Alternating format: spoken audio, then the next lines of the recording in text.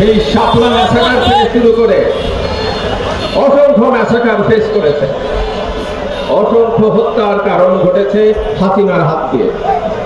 গুম হয়ে যাওয়া ব্যক্তিদের আর্তনাদ, বিচার বহির্ভূত হত্যাকাণ্ডের শিকার পরিবারের সদস্যদের আর্তনাদ 15.5 বছর ধরে বাংলাদেশ দেখেছে। তার বিরুদ্ধে এই যাত্রাবাড়ির তরুণরা, ছাত্র জনতা, বিশেষ করে মাদ্রাসার ছাত্ররা যে প্রতিরোধ গড়ে তুলেছিলেন, সেই প্রতিরোধের কারণে আজকের বাংলাদেশ। বন্ধুরা, ফ্যাসিবাদের পতন হয়েছে, কিন্তু ফ্যাসিবাদ বারে বারে ফিরে আসার চেষ্টা করে। ফ্যাসিবাদকে প্রতিহত করতে হয় প্রতিবার দাঁড়াবার সময়।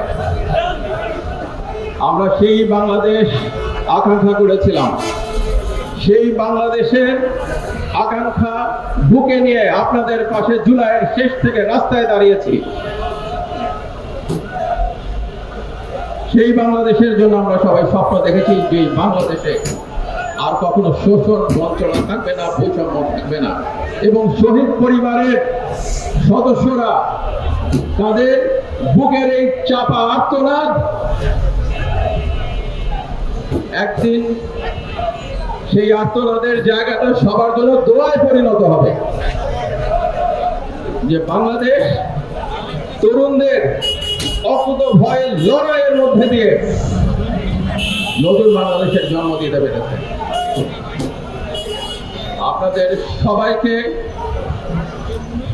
আবার সেই বাংলাদেশের জন্য ঐক্যবদ্ধ হওয়ার জন্য আহ্বান জানাচ্ছি। কারণ বিভিন্ন মত থাকবে, বিভিন্ন মতের পার্থক্য থাকবে, কিন্তু বাংলাদেশের স্বাধীনতা, সার্বভৌমত্ব রক্ষার জন্য, ফ্যাসিবাদকে প্রতিহত করার জন্য আবার যাত্রাবাড়ির মতোই সবাইকে ঐক্যবদ্ধ হতে হবে।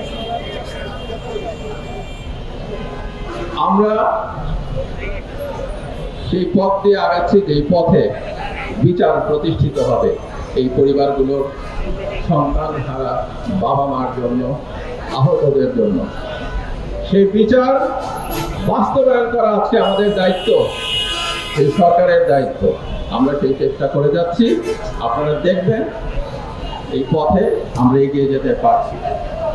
আপনারা আরো দেখবেন যে দেশের বিভিন্ন ক্ষেত্রে আমরা যে ঐক্যের প্রক্রিয়া চেষ্টা করছি, সেটা আপনাদের সবার সহযোগিতায় আমরা এগিয়ে নিয়ে যেতে পারছি। বিচার সংস্কারের মধ্যে দিয়ে আমরা একটা গণতান্ত্রিক ধারা তৈরি করতে চাই, যে ধারার মধ্যে দিয়ে নির্বাচন হবে এবং বাংলাদেশের নির্বাচিত সরকার আছে। কিন্তু মনে রাখবেন, বারে বারে কিন্তু ফ্যাসিবাদ ফিরে আসার চেষ্টা করবে। বারে বারে যাত্রাবাড়ির শহীদদের রক্তের সাথে যারা বিশ্বাসঘাতকতা করেছিল, তারা সেই ফ্যাসিবাদের দালালরা ফিরে আসার চেষ্টা করবে। কিন্তু তাদের ব্যাপারে সতর্ক থাকতে হবে, ঐক্যবদ্ধ হবে। বাংলাদেশের মাটি বীরের মাটি, বাংলাদেশ বীরের দেশ। এই দেশের তরুণ যুবকরা বারে বারে রক্ত দিয়েছেন এবং তা প্রমাণ করেছেন।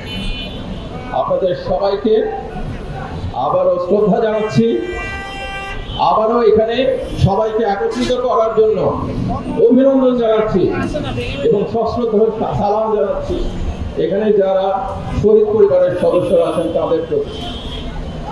আমি বিশ্বাস করি যাত্রাবাড়ির এই ইতিহাস যেভাবে বিবিসি সহ বিভিন্ন আন্তর্জাতিক মিডিয়ায় এসেছে, যেভাবে করে বাংলাদেশের মানুষ বুকে, সবাইকে ধন্যবাদ। ইনকিলাব জিন্দাবাদ।